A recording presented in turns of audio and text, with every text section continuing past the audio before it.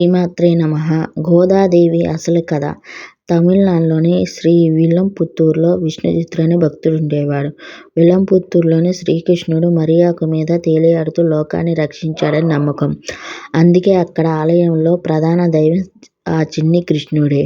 విష్ణుచిత్తుడు నిత్యం ఆ కృష్ణుడికి పుష్పమాల సమర్పిస్తూ ఉండేవాడు.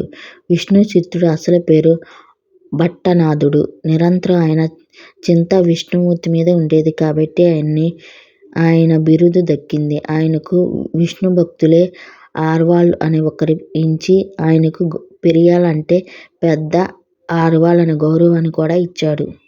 ఇలాంటి పెరియాళ్లలో ఒకరు తులసి మొక్క కోసం పాదులు తవ్వుతుండగా ఒక పాప కనిపించింది. ఆమెను సాక్షాత్ భగవంతుడి ప్రసాదంగా భావించి ఆమెను పెంచడం సాగించాడు విష్ణుచిత్తుడు. ఆమె గోదే అంటే పూలమాల అనే పేరుతో గారాబంగా పెంచసాగాడు. విష్ణుచిత్తుడు ఆ పేరు క్రమంగా గోదాగా మారింది. గోదాదేవి చిన్నప్పటి నుంచి శ్రీకృష్ణుని లీలల్లో ఆడుతూ పాడుతూ పెరిగింది. యుక్త వయసు వచ్చేసరికి ఆ భక్తి కాస్త ప్రేమగా మారింది. కళ్ళు మూసినా తెరిచినా ఆ నల్లనివాడు శ్రీకృష్ణుడే కనబడుతున్నాడు. తన చుట్టూ ఉన్న స్నేహితులంతా ఒకప్పటి గోపికలని, తాను ఉండే విల్లంపుత్తూరు ఒకప్పటి గోకులమని భావించసాగింది. అంతేకాదు, తన తండ్రి విష్ణుచిత్తుడు రోజూ భగవంతుని కోసం రూపొందించిన పూలమాల ముందు తాను ధరించి తనలో శ్రీకృష్ణుని చూసుకుని మురిసిపోయేది. ఈ దృశ్యం ఒకరోజు విష్ణుచిత్తుడు కంటబడింది.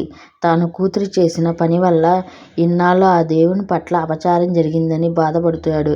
కానీ ఆ రోజు శ్రీకృష్ణుడు అతని కలలో కనిపించి గోదాదేవి సాక్షాత్ భూదేవి అవతారమని, ఆమె వేసుకున్న మాలను ధరించడం వల్ల తనకు అపచారం కాదు కదా, ఆనందం కలుగుతుందని తెలియజేశాడు. ఇలాంటి సంఘటనలన్నీ గోదా మనసులో శ్రీకృష్ణుని ప్రేమను మరింతగా పెంచాయి. తనకు పెళ్లంటూ జరిగితే ఆయనతో జరగాలనుకుంది.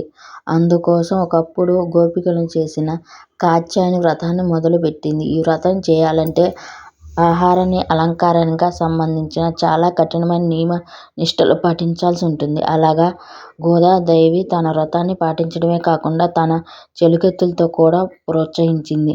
తన స్నేహితురాళ్లను మేలుకొల్పేందుకు వారికి వ్రత విధానాలు తెలియజేసింది.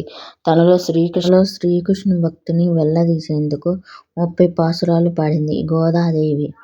ఆమె ధనుర్మాసంలో ప్రతి వైష్ణవ భక్తుడి ఇంట్లో వినిపించే తిరుప్పావై.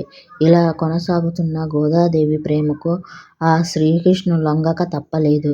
దానితో ఆయన విష్ణుచిత్తుడికి కనిపించి గోదాదేవిని శ్రీరంగానికి తీసుకురమ్మని, అక్కడ రంగనాథుడిగా వెలిసి తాను గోదాదేవిని వివాహం చేసుకుంటానని చెప్పాడు. శ్రీరంగంలోని ఆలయంలో అర్చకులకు కూడా ఈ విషయాన్ని తెలియజేశాడు శ్రీకృష్ణుడు. ఆదేశాలను విన్న విష్ణుచిత్తుడి సంతోషానికి అవధులు లేకుండా పోయాయి. వెంటనే గోదాదేవిని విల్లంపుత్తూరులోని ప్రజలంతా తీసుకుని శ్రీరంగానికి బయలుదేరాడు. అక్కడ వారికి రాక గురించి ముందుగా తెలిసిన అర్చకులు వారి ఆలయంలోకి తీసుకుని వెళ్లారు. పెళ్లికూతురుగా గర్భగుడిలోకి ప్రవేశించి గోదాదేవి అందరూ చూస్తుండగా శ్రీరంగనాథునితో ఐక్యమైపోయింది. ఇదంతా మకర సంక్రాంతికి ముందు భోగి రోజు జరిగింది. అందుకే ప్రతి వైష్ణవ ఆలయంలో భోగి నాడు గోదాదేవి విష్ణుమూర్తితో కళ్యాణం జరుగుతుంది. వీడియో నచ్చితే ఒక లైక్ చేయండి. మరిన్ని వీడియోల కోసం నా ఛానల్ సబ్స్క్రైబ్